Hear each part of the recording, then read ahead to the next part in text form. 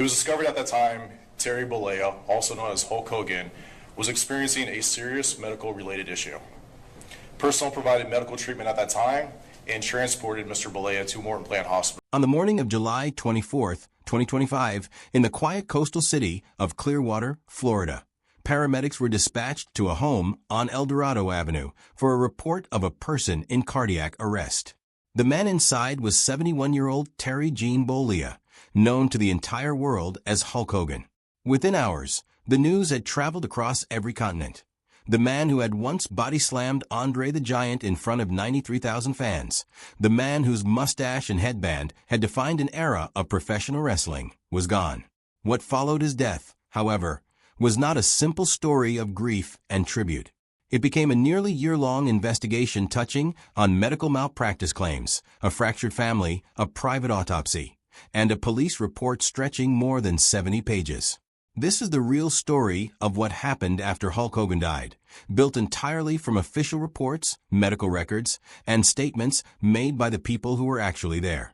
The call came in shortly before 10 in the morning.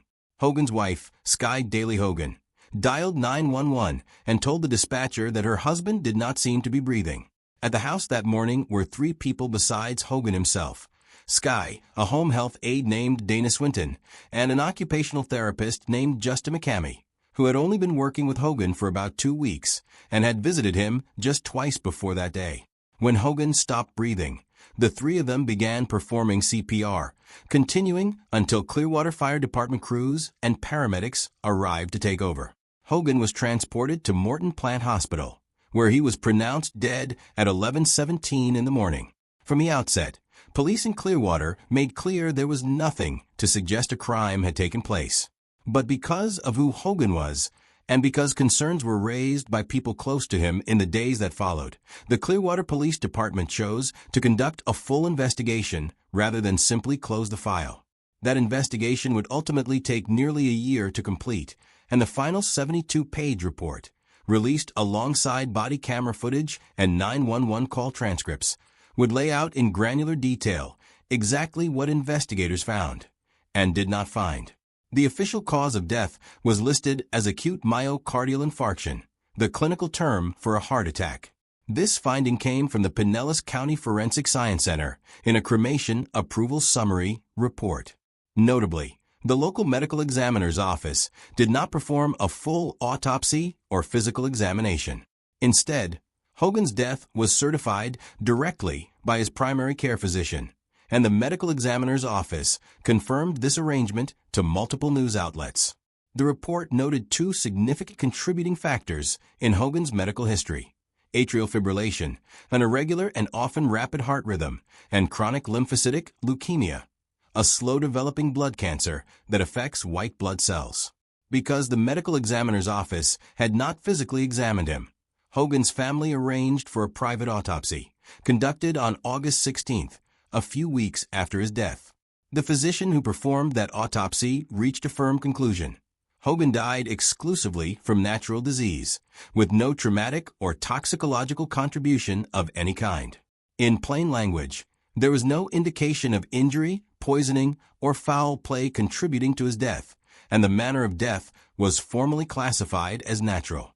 Family members also told investigators that in the weeks leading up to his death, Hogan had been dealing with a cluster of serious health problems beyond his heart condition and leukemia, including pneumonia and kidney failure.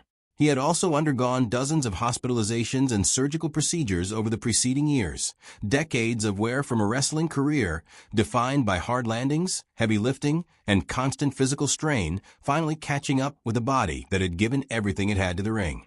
The detail that generated the most public speculation, and the one most responsible for turning this from a straightforward passing into a subject of ongoing scrutiny, traced back to a single comment made in the chaos of the emergency itself. The occupational therapist, Justin McCamey, was one of the people performing CPR when Hogan stopped breathing. In the immediate aftermath, while speaking to responding police officers, McCamey suggested that a surgeon had severed Hogan's phrenic nerve, a nerve that runs through the neck and controls the diaphragm, making it essential to the physical act of breathing, during a recent surgical procedure. That single statement made by someone who was clearly shaken after performing life-saving efforts on a man he barely knew, spread quickly.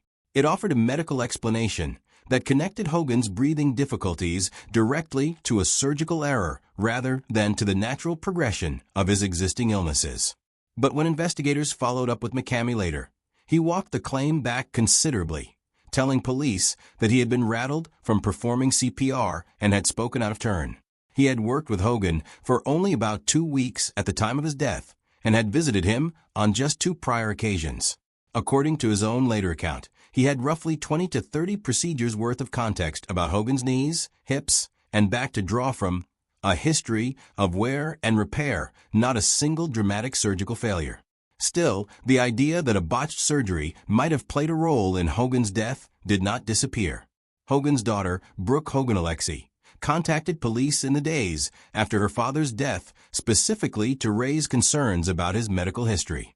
She told officers she had recently been informed that medical personnel may have, in her words, mishandled his recent surgery. An officer who spoke with her noted that he had heard the same unconfirmed allegation from another source and told her it would be looked into. Brooke also raised concerns about the family's decision to cremate her father's remains, given the open questions about a possible private autopsy, though the officer explained that decision rested with Hogan's wife, Skye, not with her. Before ending the call, Brooke asked for access to any lab work related to her father's death and was directed to the hospital's legal division for that request. These concerns were serious enough that Hogan's family later filed a legal petition seeking an extension on the statute of limitations for a potential medical malpractice claim, a separate civil matter that remains distinct from and unaffected by the now closed criminal investigation. As of the police department's final report, no malpractice lawsuit had been formally resolved, and the question of whether a surgical complication contributed to Hogan's underlying health decline remains a matter for the civil courts, not the criminal justice system, to determine. Here is where the real story diverges sharply from rumor and speculation. The Clearwater Police Department's final report was unambiguous. Investigators reviewed statements from everyone present at the time of Hogan's death, pulled his medical records, examined surveillance footage from inside the residence, and conducted a visual inspection of his body. Their conclusion, stated plainly in the report, was that there was no evidence to indicate Hogan's death was anything other than natural, and no evidence of any criminal wrongdoing connected to it. The case was formally closed and classified as solved and non-criminal. This is a meaningful detail worth sitting with. Investigators did have access to surveillance footage from inside Hogan's home, the kind of home security system a man of his fame and wealth would reasonably be expected to have installed. That footage was reviewed as part of the investigation and became part of the public report. Nothing in that footage, or in any other piece of evidence gathered over the better part of a year, pointed toward the presence of an unauthorized person, a struggle, or any indication that Hogan's death was caused by anything other than the natural decline of a body that had absorbed decades of physical punishment layered on top of leukemia, an irregular heartbeat, pneumonia, and kidney failure. The police department also took a moment in its report to acknowledge the cooperation it received from Hogan's family throughout the process, describing their willingness to share deeply personal medical information during an already painful period of grief as something that meaningfully aided the investigation. Any honest account of the aftermath of Hogan's death has to acknowledge the complicated family dynamics that played out publicly in the months that followed. Hogan was survived by his third wife, Skye Daly, whom he married in 2023, along with his 2 adult children from his first marriage to Linda Claridge, Brooke and Nick, and 2 grandchildren. Hogan's relationship with Brooke had been strained for a number of years prior to his death, a rift that had been publicly documented long before his passing, and that was not manufactured or invented after the fact. That tension became visible again about a month after Hogan died, when Brooke posted a lengthy statement on Instagram addressing the circumstances surrounding her father's death. In that statement, she described being contacted by several professionals. She mentioned police officers and nurses among them, who told her they had been present or connected to the case the day Hogan died.